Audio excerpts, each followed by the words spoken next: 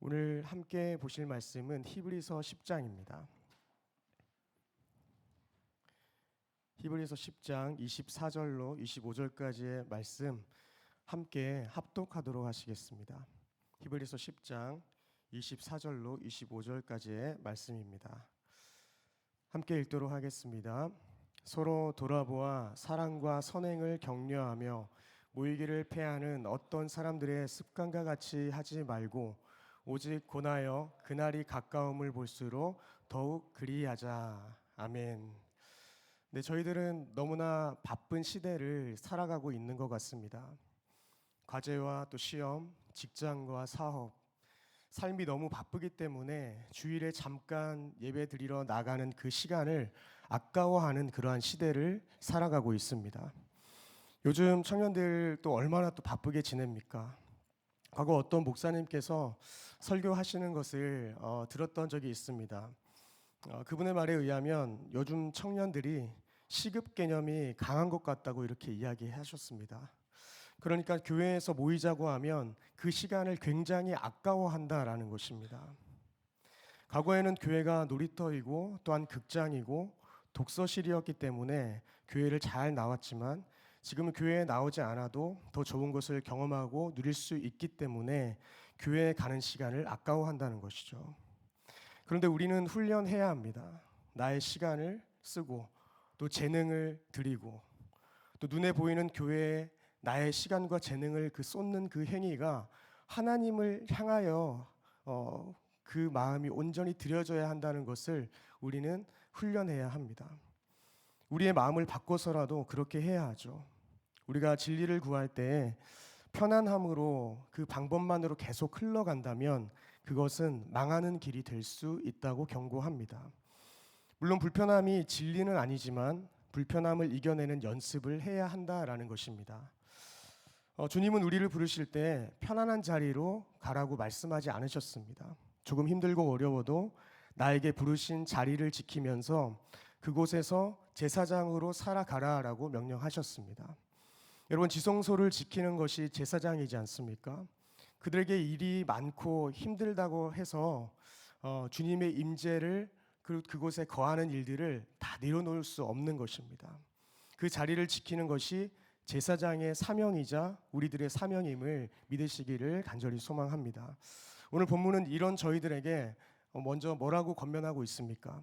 히브리서 10장 25절을 보시면 모이기를 패하는 어떤 사람들의 습관과 같이 하지 말라라고 기록합니다. 근데 이것은 굉장히 중요한 말씀이죠. 교회 공동체에 속하고 함께 모이는 것이 신앙생활의 선택이 아니라 필수라는 것을 분명하게 이야기하고 계신 겁니다. 모이기를 패한다는 것은 이 단순히 모임에 안 나온다는 뜻보다 더 강하게 느껴집니다. 이 단어는 버리다, 또 포기하다, 떠나다, 등지다라는 의미를 지니고 있습니다. 그러니까 의도적으로 모임을 등지고 또 모임을 떠나고 포기해버리는 것을 의미하는 것입니다. 그런데 이것은 공동체를 더 이상 중요하게 여기지 않는 그러한 행동이다라는 것입니다. 사실 이미 초대교회 안에서 공동체 모임을 회피하는 사람들이 있었습니다. 박해가 두려워서 혹은 자신의 개인적인 그 신앙이 식어져서 예수 그리스도의 이름으로 모이는 그 모임을 패하는 자들이 생겨났던 것입니다. 이러한 현상들이 반복되면서 그들의 습관이 되었습니다. 즉 이러한 삶을 정당화하면서 결국은 믿음에서 멀어지게 되는 것이죠. 그래서 히브리서 저자는 이런 흐름을 경고하고 있습니다. 그러니 그날이 가까움을 볼수록 더욱 그리하자라고 말씀하는 거죠. 그날은 예수님의 재림을 의미하죠. 시대가 점점 어두워질수록 우리가 흩어지지 말고 모여야 한다라는 것을 분명하게 가르치고 있는 것입니다. 여러분, 코로나 이후에 각 교회마다 온라인 예배 시스템이 잘 갖춰져 있습니다.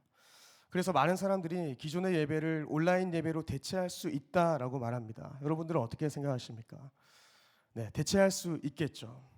온라인 예배를 진심을 다해서 드린다면 하나님께서 받으실 겁니다. 하지만 온라인 예배와 대면하여 드리는 예배는 비교 대상이 되지 않는 것을 우리는 알아야 합니다. 사실 온라인 예배로도 충분해라는 생각과 행동이 모이기를 패하는 사람들의 습관과 같습니다. 개인적으로 신앙생활 해도 충분해. 나는 사람이 많은 것보다 혼자서 조용히 말씀 보고 기도하고 예배드리는 게 훨씬 주님 앞에 나아가는 게 도움이 돼. 이러한 자기만의 생각과 자기만의 이해를 가지고 하나님 앞에 나아갈 때가 참 많이 있습니다. 혹은 예배만 빨리 드리고 나는 집에 가는 게 더 유익해 좋아라고 생각하는 분들도 많이 있습니다. 그런데 여러분, 교회가 모이자고 외치는 것은 어느 특정한 목회자들의 외침이 아니라 하나님의 뜻인 것을 우리는 알아야 합니다. 이것이 무슨 말인가 하면 하나님께서 우리를 개인이 아닌 공동체의 일부로 부르셨다는 것을 우리는 알아야 한다는 것입니다. 로마서 12장 5절을 함께 보도록 하겠습니다. 로마서 12장 5절 한 목소리로 읽겠습니다. 시작. 이와 같이 우리 많은 사람이 그리스도 안에서 한 몸이 되어 서로 지체가 되었느니라. 아멘. 여러분, 이 말씀은 단순한 비유가 아닙니다. 우리가 예수님 안에 있으면 모든 신자는 자동적으로 한 몸이 되어서 서로 지체가 되어 살아가야 한다라는 것을 분명히 보여주죠. 그러니 신앙은 결코 개인의 것이 될 수 없다라는 것입니다. 그리스도는 머리이시고 우리들은 그 몸의 각 지체이지 않습니까? 각각의 지체는 함께 연결되어 있어서 따로 움직일 수 없습니다. 혼자만 떨어져 나가서 독립적으로 행동할 수 없는 존재라는 것입니다. 만약 각 지체가 떨어져 나가서 각자의 길을 간다면 그것은 각자에게, 그 한 사람 한 사람에게 아픔이 될 것이고 또한 죽음을 의미하기도 합니다. 지체는 본래 몸과 연결될 때만 생명을 유지할 수 있다는 것을 우리는 기억해야 합니다. 손이 따로 떨어졌거나 발이 따로 떨어지면 죽은 몸이 되는 것처럼, 그리고 눈이 몸과 연결되어 있지 않으면 볼 수 없는 것처럼 우리는 교회 공동체 안에 하나로 한 몸 된 지체로서 묶여 있어야 한다라는 것입니다. 우리의 신앙도 마찬가지죠. 몸이 불편하거나 어쩔 수 없는 상황이 아닌데 온라인으로 예배를 드리면서 혼자 예배를 드리는 것은, 또는 예배를 소홀히 대하는 그러한 태도는 올바르지 않다라는 것입니다.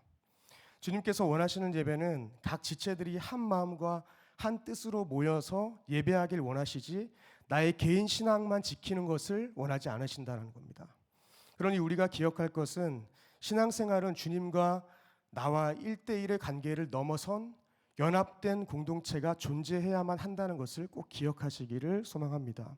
생각해 보십시오. 개인은 구원의 출발점은 될 수 있습니다. 개인적으로 주님을 만날 수 있지만 우리의 목적지는 공동체로 끝맺어야만 합니다. 우리가 한 몸이라는 것은 어떤 의미가 있습니까? 서로가 서로에게 붙어 있으면 손과 발은 눈의 도움을 받고 귀와 눈은 손과 발의 도움을 받는 그런 관계가 되어야 한다는 것입니다. 각 지체는 누군가에게 꼭 필요한 존재라는 것이죠. 그러니 서로 필요한 존재가 되어져 가야 한다는 겁니다. 우리는 내가 잘하는 것을 다른 사람이 못하면 어떻게 합니까? 정죄할 때가 있습니다. 서로 돕고 서로의 단점을 보완해야 하는데 저희는 그러하지 못하고 내가 잘하는 것을 저 사람이 못하면 그렇게 하면 안 되지라고 이야기할 때가 참 많이 있습니다. 우리는 내가 잘하는 것을 다른 사람이 못할 때에도 그러니 너그러운 마음을 가지고 형제를 품고 이 사람이 무엇인가를 더 잘할 것이라는 생각을 가지고 이 사람이 공동체에 어떤 유익을 줄 수 있는지를 고민하고 함께 나눔하고 우리 정윤교회를 잘 세워가야 하는 것입니다. 히브리서 기자는 당시 신앙의 박해와 피로 속에 지친 성도들에게 함께 모이기를 포기하지 말라라고 분명하게 권면하고 있지 않습니까? 그런데 이것은 단순히 예배의 자리만을 지키라는 이야기는 아닙니다. 24절을 보시면 서로 돌아보아 사랑과 선행을 격려하며 라고 이야기합니다. 이것은 나 자신뿐 아니라 다른 지체들의 신앙과 삶에 관심을 가져야만 한다라는 것입니다. 그리고 그 안에서 사랑과 선행을 격려하라는 것입니다. 세 번역을 보면 더 와닿거든요. 함께 한 목소리로 읽어보겠습니다. 시작. 그리고 서로 마음을 써서 사랑과 선한 일을 하도록 격려합니다. 격려해야 한다는 것입니다. 여기서 서로 마음을 쓴다는 것은 단지 남을 위해서 기도하자는 수준이 아니라 의도적으로 또 의식적으로 능동적으로 타인에 대해서 서로 관심을 기울여야 한다는 것입니다. 혼자만 잘 믿는 신앙은 성경적인 신앙관이 아닙니다. 하나님은 우리가 서로를 돌아보며 사랑과 또 선한 행동을 격려하는 그러한 모습을 원하신다는 것을 꼭 기억하시길 바랍니다. 그래서 오늘 본문에서 이 격려라는 단어는 단순히 위로의 의미 또 칭찬의 의미를 넘어선다는 것을 우리가 알아야 합니다. 옆에서 붙잡고 함께 걷게 하는 행동을 바로 이 격려라는 단어에서 찾아볼 수 있습니다. 우리 옆 지체들을 한번 바라보시겠습니까? 뭐 이렇게 한번 인사해봤으면 좋겠습니다. 밥은 먹고 다니십니까? 우리 청년들은 밥은 먹고 다니니? 이렇게 한번 인사해봤으면 좋겠습니다. 네, 이렇듯 우리가 시험에 빠진 지체들의 필요를 알고 붙잡아주고 또 위로하는 모습이 우리 공동체 안에 끊임없이 이루어져야 한다라는 것입니다. 그래서 다시 한 번만 더 인사하겠습니다. 당신이 있어서 더 행복합니다. 네. 네. 너가 있어서 불편한 게 아니라 너의 존재만으로 너무나 행복하고 나에게 큰 힘이 되고 공동체의 유익이 된다는 것을, 우리 존재만으로 그렇게 된다는 것을 꼭 기억하셨으면 좋겠습니다. 근데 여러분, 성경은 단순히 격려하라고 말하고 있지 않고 사랑과 선한 일을 하도록 격려하라고 이야기하고 있습니다. 우리가 누군가를 진심으로 격려한다면 그 사람이 실제로 하나님을 닮은 삶을 살아가도록 도와야 합니다. 사랑의 말로 격려하며 하나님께서 기뻐하시는 일을 함께 할 수 있도록 격려해야 한다는 것입니다. 그래서 순장과 순원, 구역장님 그리고 구역원들 모두에게 언젠가 오늘이 아니더라도 꼭 한 번은 격려의 말을 건네는 그런 실천이 있으셨으면 좋겠습니다. 이렇듯 우리는 나 혼자서는 믿음을 지킬 수 없는 아주 연약한 존재라는 것을 깨달아야 합니다. 현재 우리의 신앙이 아무리 견고하다고 해도 나 혼자서는 믿음을 지키기에는 연약한 존재라는 것을 분명히 이야기하는 것이죠. 전도서 4장 9절부터 10절까지의 말씀인데요. 저희가 한 목소리로 읽었으면 좋겠습니다. 함께 읽겠습니다. 시작. 두 사람이 한 사람보다 나음은 그들이 수고함으로 좋은 상을 얻을 것임이라. 혹시 그들이 넘어지면 하나가 그 동물을 붙들어 일으키려니와 홀로 있어 넘어지고 붙들어 일으킬 자가 없는 자에게는 화가 있으리라. 아멘. 이는 우리의 신앙 여정에서도 반드시 명심해야 할 사항으로 여겨집니다. 갖가지 유혹과 실패로 인해 낭망하고 또 무의미와 또 회의감에 젖어 있을 때 옆에서 위로하고 붙들어 일으켜줄 그러한 동반자가 우리 서로가 되어야 한다라는 것입니다. 교회가 바로 그런 것 아니겠습니까? 교회는 우리가 넘어질 때 붙잡아줄 친구가 있는 곳입니다. 특정할 수는 없지만 누군가가 내 이름을 부르며 기도해주고 있고, 또한 임원들이, 또한 많은 성도님들이, 선배들이, 믿음의 선배들이 기도하면서 여러분들을 위하여서 격려하고 있다는 것을 잊지 마시기를 소망합니다.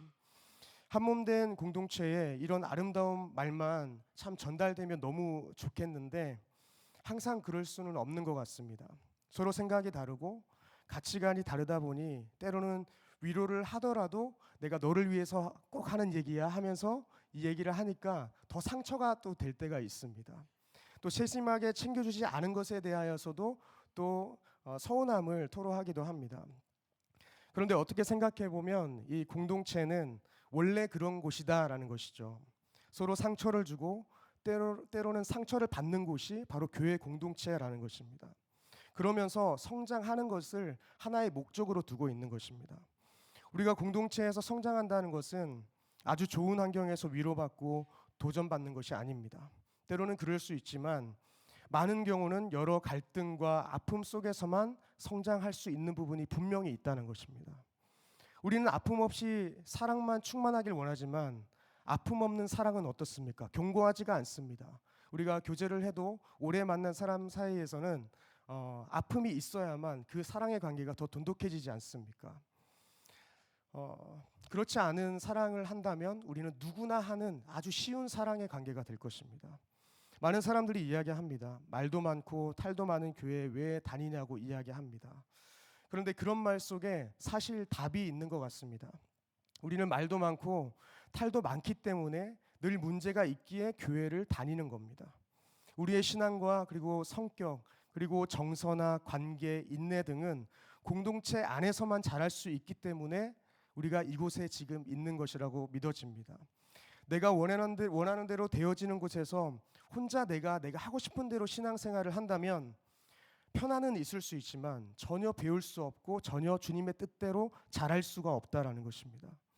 그러니 이 아픔 많고 탈만은 주님께서 부르신 이 공동체 안에서 저희가 함께 서로를 위하고 격려하며 아름답게 지어져 가기를 간절히 소망합니다. 로마서 12장 5절을 보시면 이렇게 기록하고 있습니다. 한 목소리로 읽겠습니다. 시작. 이와 같이 우리 많은 사람이 그리스도 안에서 한 몸이 되어 서로 지체가 되었느니라. 아멘. 우리가 한 몸이 되어서 서로 지체가 되었다라고 기록합니다.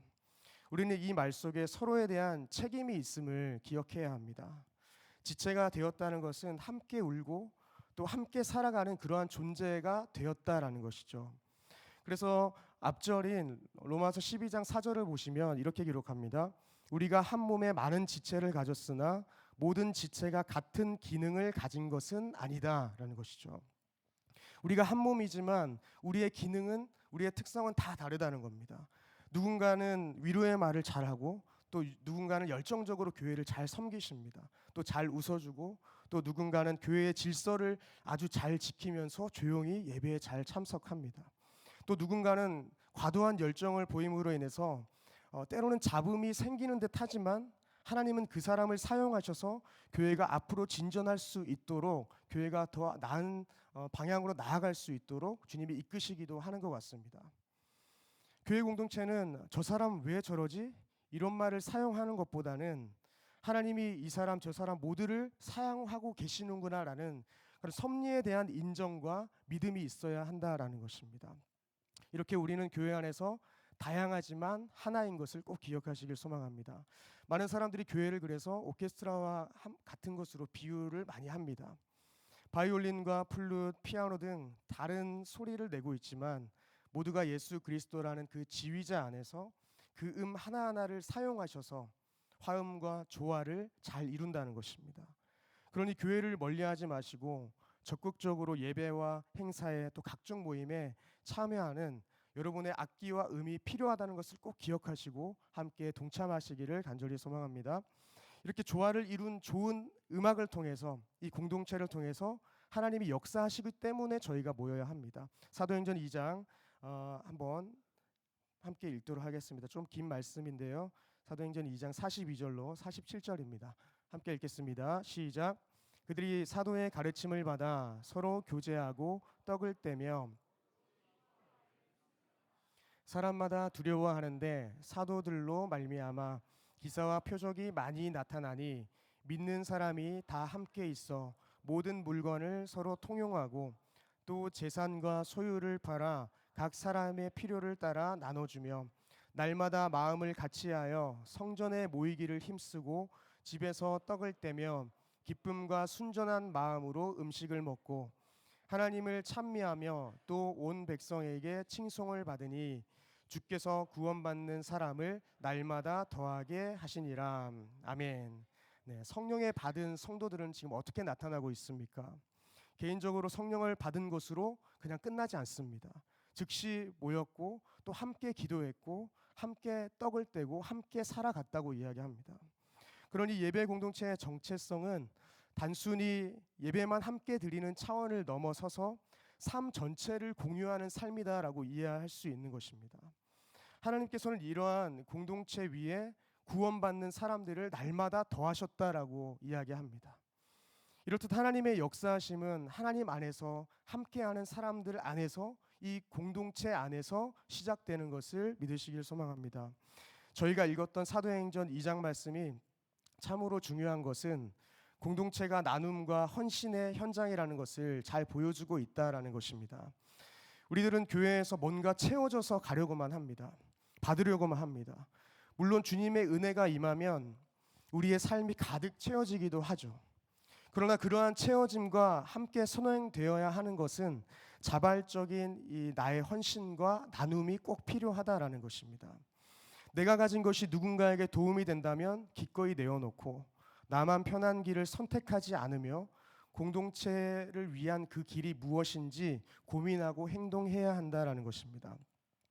그래서 저희가 꼭 기억할 것은 초대교회 공동체는 소비자가 아니라 참여자라는 것을 기억하셨으면 좋겠습니다. 교회 공동체는 받을 때보다 줄 때 더 빛난다라는 것입니다. 저희 모두가 함께하고 함께 나누는 기쁨을 간절히 누리기를 소망합니다. 근데 이러한 모범들은 사실 함께함의 모범은 저희가 다른 데서도 볼 수 있지만 예수 그리스도 안에서 찾아볼 수 있습니다. 마가복음 3장 13절로 15절 말씀 저희 함께 읽도록 하겠습니다. 시작. 또 산에 오르사 자기가 원하는 자들을 부르시니 나아온지라. 이에 12를 세우셨으니 이는 자기와 함께 있게 하시고 또 보내사 전도도 하며 귀신을 내쫓는 권능도 가지게 하려 하심이로라. 아멘. 예수님께서는 기적도 혼자 행하실 수 있으셨고 복음도 혼자 전할 수 있으시지 않았습니까? 또한 십자가도 혼자 지실 수 있으셨습니다. 그런 주님은 사람들을 부르셔서 그들과 함께 행하셨다는 것이 참으로 중요해 보입니다. 임마누엘의 하나님은 우리와 함께 계신다라는 것입니다. 먼 거리에서 제자들에게 누구누구야 너가 이거 좀 해봐, 이거 좀 잘 해봐 이렇게 지시하는 분이 아니라는 겁니다. 같이 걸으시고 항상 곁에서 모범을 보여주십니다. 우리는 그 말씀을 완성된 계시를 따라 살아가는 자들이 바로 우리라는 것입니다. 공동체가 완벽하지 않습니다. 예수님께서 선택하신 제자들도 실수투성이었습니다. 베드로는 혈기가 많아 말보다 행동이 앞섰고, 그리고 야고보와 요한은 자리다툼도 했습니다. 그리고 도마는 의심했고 유다는 배신도 했습니다. 또 많은 제자들은 중요한 순간에 주님을 버리는 그러한 모습도 보이기도 했습니다. 그럼에도 예수님께서는 끝까지 그들과 함께 하시고 그들의 발까지 씻기시고 부활 후에는 다시 찾아오셔서 한 사람 한 사람 찾아가셔서 그들을 위로하고 회복시키셨습니다. 공동체는 이렇게 완벽한 사람들끼리 모인 곳이 아니라 예수님의 인내와 사랑으로 함께 자라는 곳임을 기억하시고 각 부서와 교회에 모자란 부분을 품고 저희 모두가 사랑하며 예수님의 인내와 사랑을 배우고 또 주님 오실 때까지 함께하는 공동체로 저희 모두가 세워지기를 간절히 소망합니다. 우리 데살로니가 전서 5장 14절 함께 읽도록 하겠습니다. 함께 읽겠습니다. 또 형제들아 너희를 권면하노니 게으른 자들을 권계하며 마음이 약한 자들을 격려하고 힘이 없는 자들을 붙들며 모든 사람에게 오래 참으라. 아멘. 네, 말씀을 맺도록 하겠습니다. 개인의 신앙도 귀하지만 공동체 없이 감당하는 사명은 너무나 쉽게 꺾인다는 것을 꼭 기억하시길 바랍니다. 나 혼자 신앙을 지키면 되지라는 그러한 생각은 예수님의 생각과 방법에 정면으로 어긋나는 것임을 우리는 알아야 합니다. 아무리 하나님을 향한 이 믿음이 있다고 해도 모이는 그것까지 자유롭게 행동할 수는 없다라는 것입니다. 우리는 죄에서 자유를 얻은 것이지 모이는 것에 자유를 얻은 것이 아님을 우리는 알아야 합니다. 어느 교회 한 청년의 이야기를 들려드리고 마무리하겠습니다. 그는 교회에 잘 다니던 청년이었지만 어느 순간부터 교회에 나가지 않기로 했습니다. 집에서 혼자 성경을 읽고 혼자 찬양 드리고 또 기도도 혼자 하니까 자기는 전혀 부족한 것을 느끼지 못했다라는 것입니다. 청년이 자신을 돌아보았을 때 자신의 신앙생활은 아무런 문제가 없고 아주 안전했다라는 것이죠. 근데 어느 날 캠핑을 가게 된 이 청년은 자신들의 친구와 함께 즐거운 시간을 보내고 있었습니다. 그래서 불멍을 하고 있었습니다. 이렇게 불멍을 하다가 수치된 나무 하나가 미끄러져서 땅으로 떨어졌습니다. 물론 수치니까 따로 떨어져도 잠깐은 붉게 빛났습니다. 그 뜨거움을 잘 유지하는 듯 했습니다. 또 만지지 못할 만큼 아주 뜨거워 보였죠. 근데 시간이 지나자 그 뜨거움은 차디찬 검은 숯이 되어 홀로 외롭게 떨어져 있었습니다. 그리고 그 뜨거움은 다 사라지고 볼품없이 떨어져 홀로 있게 되었다라는 것입니다. 여러분, 이 이야기가 무엇을 이야기해 줍니까? 우리가 아무리 뜨거운 숯과 같은 신앙생활을 한다고 해도 교회 공동체가 없다면 금방 차갑게 식어진다는 것입니다. 어떤 청년들이 이런 말을 하기도 합니다. 저 혼자서도 잘해요. 너무 걱정하지 마세요. 혼자서 성경도 잘 읽고 기도도 잘하고 주님 열정적으로 찬양해요. 집에서도 저 온라인으로도 잘 드려요. 그리고 저 모임에 참여하지 않아도 저희 신앙 잘 지킬 수 있는 그 정도는 돼요. 이렇게 이야기하는 분들이 있습니다. 하지만 그렇지 않습니다. 하나님은 우리를 공동체로 부르셨다는 것을 우리는 꼭 기억해야 합니다. 청년들은 본질을 찾아서 교회의 시스템이나 문화가 싫어서 교회를 등지는 사람들이 굉장히 많이 있습니다. 대부분은 그러나 시간 문제이지 주님과 멀어지게 되어 있다는 것을 우리는 기억해야 하는 것이죠. 그래서 성경은 로마서 12장 2절에 이렇게 분명하게 우리에게 기록하고 있습니다. 너희는 이 세대를 본받지 말고 오직 마음을 새롭게 함으로 변화를 받아 하나님의 선하시고 기뻐하시고 온전하신 뜻이 무엇인지 분별하도록 하라라는 것이죠. 사랑하는 청년, 장년 여러분, 이제는 핑계를 멈추고 저희 모두가 결단할 때입니다. 나의 감정과 상황 또한 필요한 육신보다 하나님의 말씀을 붙들어야 할 때입니다. 교회는 완벽하지 않지만 그 안에 하나님이 일하시는 공동체라는 것을 꼭 기억하셔야 합니다. 늘 있으니 귀하게 여기지 못했던 그러한 예배들, 또 순모임, 구역 모임, 구역장 모임, 또 구역 연합 모임 등 우리가 이 모든 것에서 모이는 것을 패하지 맙시다. 교회를 섬기는 것은 하나님을 섬기는 것임을 우리가 기억해야 하는 것이죠. 목회자들 때문에 나오는 것이 아닙니다. 하나님 나라와 그의 의를 위하여서 우리는 공동체에 참여하고 우리는 일하는 것입니다. 원하기는 마음을 바꾸셔서 모이기를 패하는 어떤 사람들의 습관과 같이 되지 마시고 모이는 습관을 가지고 함께하는 기쁨과 힘이 되는 공동체를 아름답게 세워나가는 저와 여러분들의 삶 되기를 주님의 이름으로 축원드립니다. 함께 기도하시겠습니다. 하나님 아버지, 은혜와 사랑을 감사드립니다. 모이기를 패하는 이 세대를 본받지 않고 오직 우리의 마음을 새롭게 함으로 변화를 받아 하나님께서 기뻐하시고 온전히 원하시는 선한 뜻을 분별할 수 있는 지혜와 믿음을 허락하여 주시옵소서. 악하고 음란한 이 세대 가운데 오히려 믿음으로 모이기를 힘쓰게 하시고 부족하고 연약한 공동체이지만 주님의 손에 붙들려 귀하게 쓰임받게 하시며 하나님의 나라를 확장하는 일에 함께 참여하는 우리 모두 될 수 있도록 역사하여 주시옵소서. 특별히 함께하는 기쁨, 또 힘이 되는 공동체로 아름답게 세워지게 하시고 서로를 세우며 사랑으로 하나 되는 공동체가 되게 하여서 한몸된 종윤교회를 주님께 올려드릴 수 있도록 주님 역사하여 주시옵소서. 주님 우리 교회를 고치시고 치료하시고 회복시키셔서 이 공동체가 주님의 기쁨이 되게 하시고 더욱 주님의 영광을 드러내는 교회가 되도록 주님 역사하여 주시옵소서. 감사드리며 이 모든 말씀 우리 주 예수 그리스도의 이름으로 기도드립니다. 아멘.